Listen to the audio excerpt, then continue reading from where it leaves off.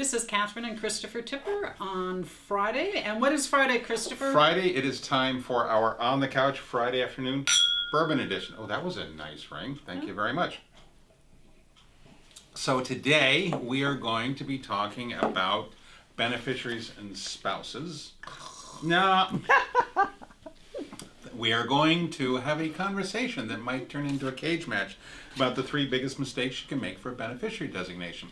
The purpose of this video, this is an education one. Last week was a sales one. I've already got next week's sales idea ready for you. But we have a breaking rumor. We're off to our Washington update. Kristina. Yes. Congress has a bill before them called Secure Act 2.0. So we already have the Secure Act from 2019, and it's the gift that keeps on giving. Yes. And now they want to enhance what they did in 2019. Apparently they took 2020 off. Okay. Yeah. Is the sequel better? It's weirder. That is usually true. Yep. They want to increase retirement savings, and one of those ways that they're talking about is making every 401k have mandatory enrollment. Mandatory or automatic? Well, automatic. Oh, okay. Well, they're mandating the auto-enrollment. They're mandating that automatic enrollment be in the plan. Okay. Right. So everybody into the pool. Yep. Everybody into the pool, and some of the people will opt out, and that's okay. They can do that. But they found that more people will stay in. Another option that they're looking at is, we talked about the long-term part-time employees and the 3 years with 500 to 1,000 hours. Yes. They want to reduce that to 2 years. So they would come in 2023 instead of 2024. It's going to take us that long to get everybody used to looking at them. The 2 year could be okay, but things aren't going to be ready before 2024. Well, this is true. Right, yeah. Yeah. And then the weird one is that they want to give employers the ability to give a de minimis amount to people to incite them to participate in their 401k plan. In other words, if you sign up for the 401k, I will give you this gift card. So we're not even talking a match. We're talking about something outside of the plan Outside as a of plan the plan benefit. Yes. So like a toaster or a, Well, I think like she's what the talking banks used to Starbucks do. or Target. Yeah, something I know, like but- that. Yeah, or Amazon or whatever. Yeah, which is weird. How do we You test got for it? that? I don't And think we is it have to subject to test. vesting? I would say no, we don't test for You it. give It's somebody a outside gift, you of don't the give them a plan. part of Who it. cares what they do? Yeah. They're also talking about Is raising. that an idea or is that a rule? No, that's No, in the it's bill. proposed. Proposed, not passed yet. Breaking rumor. So Breaking breaking. Yeah.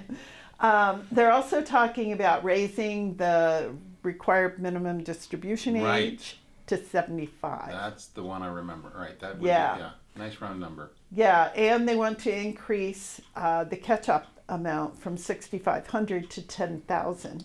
Oh my. I don't know who they know that works Wow. and participates in a plan and has an extra 10 to throw into a plan. But I Yeah. find this Wow. confusing. There were rumors before about lowering how much people could put into plans, and now it's talking about Well, that's raising. it wasn't lowering; it was freezing. Right. Yeah, and this is Right. Okay. increasing. All right. That's Okay, just stay tuned. fun. But- but Key wait, point, there's more. But wait, there's more. We have a number of young people who have graduated from college and they have student loans that are burdensome. So the option that they're talking about is the ability for an employer to make a match to the 401k plan for the student payments to their loan outside of the plan. Like they can do now without any legislative changes. Yeah. Yeah, okay. But they just want to codify it because everybody keeps talking about it, even though it's not a thing. Right. Okay. They All want to right. make Be it a thing. discretionary or would that be mandatory? No, it'd be discretionary. Oh. Yeah. Okay, well, thank you. And on Wednesday, we thought we were going to have an update, and now we had a breaking rumor. So thank you very much, Kristina. You're welcome. All right. Are we going to stay civil? Why? For at least a few Civil, minutes. not Sybil. Okay. We're going to try to see if we can come up with the 3 biggest mistakes somebody can make with a beneficiary designation form. And coming in at number 3 And is coming in at number 3, I think, is losing the darn thing. losing the form. Losing the form. Yeah. Who has it? Right. Same thing. Who has the form? It is the employer's responsibility to maintain the forms. It's not the record keeper's responsibility. It's not ours as the TPA's. And this is what I was asking you about before we came in here. Just as the employer needs to maintain payroll records, like when you sign up an employee, is it a W-4? It's a W-4. W-4. Okay. So they need to maintain the W-4. Employers need to maintain the beneficiary designation forms, because the one that can be found when the person dies is the one that's going to be used. So that needs to be the last one, right? Mm-hmm. Now I'm thinking number 2 is naming some of your children. But not all of them. But not all of them, right. So this is a debate between being specific and concrete and inclusive, Right. or forgetting a few. So in if general. right, so if you're naming your children, if you would say all my children, or just children, okay, that's going to cover all of the ones that are alive. But if you name Fred and Sarah, and there's a Michael, guess what? Guess how much Michael gets? Nada. All right. So I think number 2, well, unless you're doing it on purpose and you don't really like Michael. So, that would be What okay. about a DNA test and you find out that you have a sibling you didn't know about? Doesn't matter. Ooh. And the plot thickens. And the plot thickens is right. Yeah, well, see, if you have children, then This segment's sponsored by 23andMe. yeah. And it also brings up the other error that people make on their spouses. Well, which we were getting to on the Do you spouses. think that's number 1 or that's part No, of 2? I was going to do no. I was going to have. I'm thinking numbers. I'm thinking the spouse error on the beneficiary designation form is number 1. Mm-hmm. All right. So Not having it. No. I've been married once, thank you, and only once. All right. Not everybody has. So if you have filled out a beneficiary designation form and you have listed spouse number 1 on there, By name. By name. Not just number you 1. You didn't write spouse. You didn't write spouse number 1. You wrote the But name. open door number 1 is... You wrote the name of the spouse and forgot that's what your beneficiary My designation beloved form said. Mary. Yes. All right. But now you're on spouse 3 or 4 and you die. What if you were divorced when you filled out the form and then you got married? No, but if you named the person, If you named the children, named the children. that was as- number 2. We're on mistake number 1. Well, you went to Vegas and got married. Well, yeah, okay. But the point is, We will have that cage match. if you have named a specific spouse, not a random spouse, a specific spouse That on your is your beneficiary spouse. designation form, that is your spouse. Which spouse can I name? Your spouse. You're supposed to keep the form updated. Yes. Now then, people don't like it sometimes, apparently, from what I hear, when you just put spouse down as a primary beneficiary. But I've heard that be a war words. yes, well, we're going to get divorced? Maybe. Okay. But then it is the... You should know their name by the time you've married. Or Don't they- go to Starbucks what's to that find out show? their They name. might die. What's that show, 30-Day Engagements or Yeah. something like that? Or Married at First Sight? You're filling out the beneficiary designation forms at the end of that show must be fun. What's your name?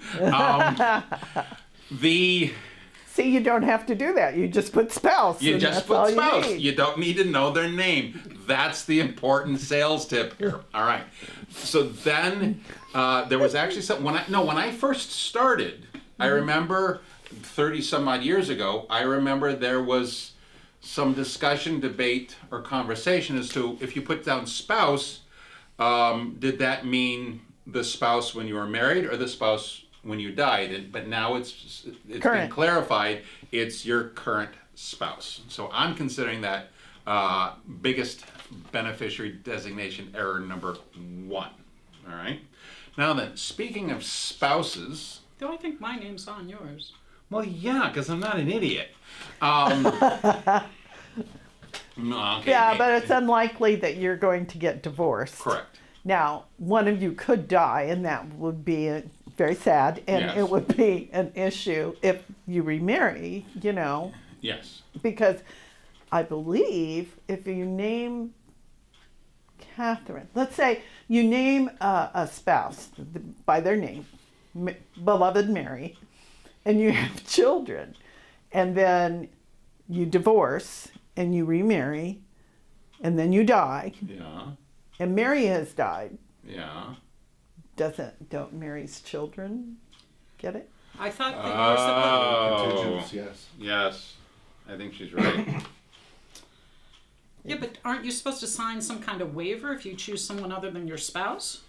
But if you designate it A person. before, That person before the second marriage, yes. yeah, The Paperwork. point is the beneficiary designation form is in perpetuity until re-signed. It's Okay? really easy to fill out, though. We should Yeah, say. exactly. Super exactly. easy. All right. except when they ask for the social security number and you don't have it. Challenge accepted. Right. Okay. So now then, we've been talking about spouses. What I wanted to close on is when we need our spouse's involvement on getting money out of the plan. But while we were talking about this, a whole brand new topic came up. And it's Kristina's fault, all right? So very, very simply, if there's any kind of pension money in the plan, defined benefit, money purchase, or the plan has qualified joint survivor annuity language in there, the spouse must be involved. The spousal consent signature must be notarized, other things like that. But we're not going to talk about that right now because Kristina brought up a really interesting point I'd never thought about in 30 plus years, and that's why we have spousal language in these. So what happened back in the dark ages, Kristina? It was Tefra Retirement 84? Equity Act, yeah. Right, What did 1984? you call that? Retirement Tefra. Right. There were 3 laws Sounds like that you came took a about spoonful at of the peanut same butter time. before you Right. said it. And one of them was there were a number of executives for large companies who were married for, let's say, 35 years. And then they decide that they're going to get divorced and marry the secretary. And what was happening at that time, the secretary would be the beneficiary. You know, he could name whoever he wanted. The original spouse would get nothing. So in all likelihood, she was a housewife who raised the children right. and supported his career, and then he dumps her and Right. marries the chickie babe. And But shouldn't you take care of this in a quadro? Like, it's an But asset against your now, cover. but not there I was no see. quadro. There was no at the quadros time. back then. So this is okay. even okay, this is a different There was video. a time when there wasn't Wait, quadros? there was a time before quadros? Yes. Wow, that's when the I dinosaurs... mean, they could Long have video. gotten money, but there was no quadro. I always thought I thought quadros was there from the beginning. came with the RISA. You could demand, you know, your attorney could Right. bargain for you to get funds, but you probably wouldn't get anything out of the qualified plan So at this that is point. this is going to be a clarification. These videos were originally intended to educate our audience. They're also educating us. So, yes. Yeah. All right. Okay. Because it's a very complex field and there are very many things to keep track of. Absolutely. Absolutely. All right. And people who are very creative with their lives. Definitely. So Yeah. thank you very much for watching us today. And we're going to be wrapping up in just a second here, Filippo. So thank you very much. Thank you very much for spending some time with us. We really appreciate it. And what's all the things we're supposed to be doing? Like our Liking, videos. Sharing. Share our videos. Subscribe. Hit that red button. That's right. And our website is hunterbenefits.com. And if you've got any specific questions, it's sales@hunterbenefits.com. Thank you very much. Take care.